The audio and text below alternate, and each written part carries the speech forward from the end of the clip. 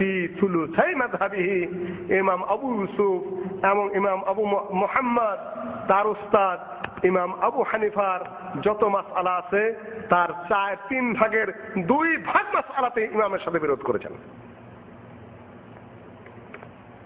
কত ভাগের? 3 ভাগের 2 ভাগ মাসআলাতেই ইমাম আবু হানিফার 2 শিষ্য বিরোধিতা করেছেন ইমাম সাহেব। এবং ইমাম সাহেব বলেন ইয়া ইয়াকুব লা তুকাল্লিদনি, ইমাম আবু ইউসুফের নাম হলো ইয়াকুব, আমার অন্ধ অনুকরণ করবে না। কেন আজকে একটা দলিল পেলে আমি আজকে বলি, পরের দিন আবার আরেকটা দলিল পেলে আমি ঘুরাইতে বাধ্য হই, এবং এটাই বাস্তব কথা। কেন দলিল তখন জমা ছিল না, বুখারীও জমা হয় নাই, মুসলিমও জমা হয় নাই, আবু দাউদও না, নাসাইও না, তিরমিজিও না। হাদিস তখন বিক্ষিপ্ত বিভিন্ন প্রদেশে, কিছু কিছু জমা হয়েছে মাত্র। কাজে যখনই সহিহ হাদিস পাওয়া যায় তখনই সহিহ হাদিস ধরো, এটাই কথা। সম্মানিত উপস্থিতি, কাজে আমাদের সম্পর্ক ইমামদের সাথে অত্যন্ত শ্রদ্ধাপূর্ণ। ইমামদেরকে আমরা অন্তরের অন্তঃস্থল থেকে শ্রদ্ধা করি, অনেক উপরের মানুষ তারা, কিন্তু ইমামদের অন্ধ অনুকরণ আমরা করি না। ইমাম সাহেব বলেছেন, সুতরাং ওইটাই মানতে হবে। যত সহিহ হাদিস আমি পাবো একটাও মানবো না, খালি এড়ায়া চলবো, না হলে ব্যাখ্যা বিশ্লেষণ করবো, না হলে ঘুরাইতে থাকবো, না হলে একটা টিকা দেয়া দিব নিজ দেয়া। না, আহলে হাদিস এটা করে না, আহলে হাদিস এটা করে না। এটার নামই হলো তাকলিদ। আমি বোধহয় পরেরটা আগে নিয়ে এসেছি। সম্মানিত উপস্থিতি, সব ইমামকে আমরা শ্রদ্ধা করি, কিন্তু কারো অন্ধ অনুকরণ করি না। অন্ধ অনুকরণ যদি করি তাহলে সেটা নবী মুহাম্মদ সাল্লাল্লাহু আলাইহি ওয়াসাল্লামের করি। সম্মানিত উপস্থিতি, কয়েকটি ভিত্তির উপর আহলে হাদিসের বিশেষ পরিচয় তুলে ধরা যেতে পারে। 1 নম্বর হলো তাওহীদ। তাওহীদ কি? তাওহীদ, তাওহীদের অর্থ কি? বাদ নয়, তর্জমা রাইট করে নেন। একত্ববাদ, আর ইংরেজি তর্জমা হলো মনোথিজম। ইজম এবং বাদ, বাদ এবং ইজম কে বানায়? মানুষই বানায়।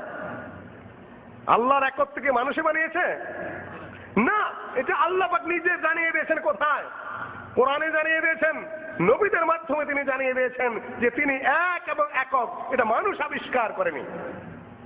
মানুষের বিভিন্নবাদ, সমাজবাদ, পুঁজিবাদ, এইবাদ সেইবাদ, মানুষের মতবাদ, মানুষের বানানো, কিন্তু তাওহীদ মানুষের বানানো মতবাদ নয়, মানুষের গবেষণার ফল নয়। ডাইরেক্ট কোরআনে নাযিল হয়েছে, অকাট্যভাবে তার উপরে ঈমান আনতে হবে, তাহলে কোনো আলোচনা চলবে না। আলোচনা মানে কি? সমালোচনা চলবে না। আর মানুষের মতবাদ নিয়ে সমালোচনা চলে। কাজে একত্ববাদ নয়, তৃত্ববাদ, দ্বিত্ববাদ, কিন্তু একত্ববাদ নয়। দ্বিত্ববাদ 2 আল্লাহর মতবাদ, যেটা ইরানিরা বিশ্বাস করতো আগের যুগে। আর মুজাদ আহরে মানে একটাই ক্ষতি করে, একটাই কি করে? ভালো করে। এই ছিল তাদের পূর্ব যুগের ইরানিদের বিশ্বাস। 2 জন আছে, এটা নাম হলো দ্বিত্ববাদ। একজন আর মুজাদ, আরেকজন নাম আহরে মানে। 2 জন যদি থাকে, ভালো এবং মন্দের পৃথিবী চলবে। সমস্যা কি? একজন বলবে আমি রাত বানাবো, আরেকজন বলবে আমি দিন করব। একজন বলবে আমি একে বাঁচাবো, আমি বেটা তুমি বাঁচাবে, আমি এর মারবো। একজন বলবে যে আমি সৃষ্টি করব, আরেকজন বলবে আমি ধ্বংস করব। 2 জনের ঠেলাঠেলি লাগবে না? কাজে দ্বিত্ববাদ হলো ভ্রান্ত মতবাদ। আল্লাহ পাক বলেন লাউ কানা ফীহিমা আলিহাতান ইল্লাল্লাহ লা ফাসাদাতা। আসমান জমিনে যদি 2 জন ইলাহ থাকে, সারা পৃথিবী সাথে সাথে ধ্বংস হয়ে যাবে। 2 জনের ঠেলাঠেলি শুরু করে দেবে। এক মসজিদে 2 ইমামে নামাজ পড়াইতে উপায় আছে? এক কলেজে 2 জন প্রিন্সিপাল থাকে, কলেজ চলবে? এক স্কুলে 2 জন মুদির থাকে, চলবে? একসাথে যদি 2 বক্তা বক্তৃতা শুরু করে বক্তৃতা হবে? এই জন্য এক ইলাহ থাকতে হবে। 2 জন থাকলে সারা পৃথিবী ধ্বংস হয়ে যাবে। তৃত্ববাদ খ্রিস্টানদের, হোলি গড, হোলি সান আর হোলি সোল। পবিত্র আল্লাহ গড, আবার পবিত্র আত্মা, আবার পবিত্র পুত্র। 3 জন মিলে 1 সত্তা, আবার 3 জন মিলাও কি 3 সত্তা। এই জটিল আলোচনা আমি যাইতে চাচ্ছি না। 3 জন মিলে যে 1 সত্তা হয়, ওদের দাবি অনুযায়ী যখন ঈসা আলাইহিস সালামকে শুলে দেওয়া হয়েছে, তখন তো গড শুদ্ধ মরে গেছে। আর 3টা যদি আলাদা হয়, তাহলে 3টা 1 সত্তা হয় কিভাবে? এটাও এটা না, ওইটাও ওটা না। সম্মানিত উপস্থিতি, কাজে তৃপ্ত হলো বাদ, ভ্রান্ত মতবাদ। কিন্তু একত্ব কি? বাদ নয়, এটা আল্লাহর পক্ষ থেকে ডাইরেক্ট আসা, কোনো মতবাদ নয়, মানুষের বানানো নয়। এটা অকাট্য, এটা নির্ভুল। বুঝাইতে পারলাম আমি? মনে রাখার চেষ্টা করবেন। সহজ করে নিয়ে আসতেছি, ভূমিকা একটু জটিল হয়। তাওহীদ ভাইরা অনেক আগে বুঝিয়েছেন, আমি আমার ভাবমতো একটু টাচ দিয়ে যাই বোঝার সুবিধার্থে। আল্লাহ কয়জন? একজন। তার অস্তিত্বে তিনি এক। অস্তিত্ব কাকে বলেন? ইসবাতুল উজুদ ওয়া নাফিউল আদম। ইসবাতুল উজুদ মানে কি? আছে এটা স্বীকার করা, নাই সেটা না করা, এটার নাম কি? অস্তিত্ব। আছে এটা কি করা? স্বীকার করা। নাই এটা না করা, এটার নাম কি? অস্তিত্ব। আল্লাহ আছেন, নাই এটা ঠিক নয়, তিনি আছেন। আর তার অস্তিত্বে তিনি কয়জন? একজন, একক। না, আরো কেউ আছে। আল্লাহ বলতে আমরা যাকে চিন্তা করি তিনি কয়জন? তার হাত আছে, তার পা আছে, তার চোখ আছে, তিনি দেখেন না? নাই। তিনি আকার না নিরাকার? আকার আর অস্তিত্ব এক জিনিস। আকার সালেফে সালেহিন বলেন নাই, তার অস্তিত্ব আছে। আচ্ছা, এই হাত, পা, এগুলা আল্লাহর কি? এগুলা আল্লাহর কি? হ্যাঁ, আল্লাহ সব মিলে আল্লাহর অস্তিত্ব। কিন্তু হাত পা আল্লাহর কি? অংশ, অঙ্গ প্রত্যঙ্গ না, আল্লাহর গুণাবলী। আল্লাহর হাত আল্লাহর গুণ, আল্লাহর পা আল্লাহর গুণ, অঙ্গ প্রত্যঙ্গ বলা যাবে না। বুঝছেন আপনারা? শেখ বলে দিয়েছেন এগুলো আল্লাহর গুণাবলী। রাইট, আল্লাহর গুণাবলী আছে না নাই?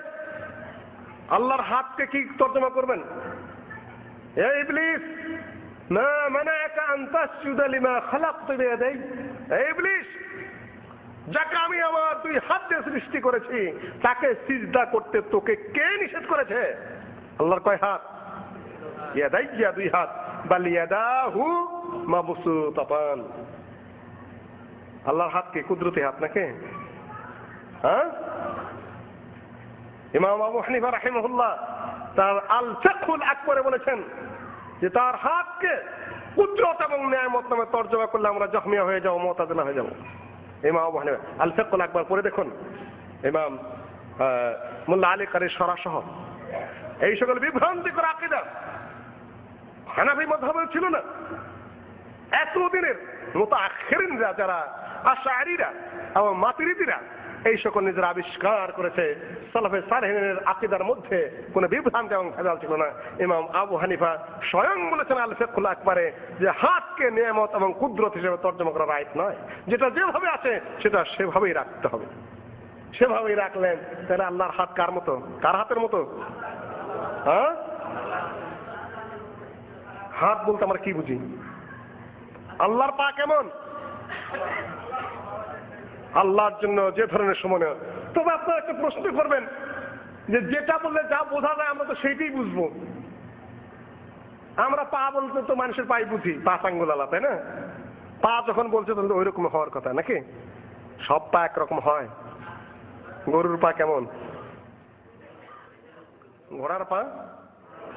মানুষের পায়ে 5টা আঙ্গুল আছে, গরুর পায়ে কয়টা আঙ্গুল আছে? ঘোড়ার পায়ে, ঘোড়ার পা আর গরুর পায়ের মধ্যে পার্থক্য কি? কি পার্থক্য? গরুর পায়ের মাঝখানে ফাটা আছে, ঘোড়ার পা কি জোড়া লাগানো। তিনটাই পা একটার সাথে আরেকটা মিল নাই। এই জন্য কি প্রত্যেকটাই পা নয়?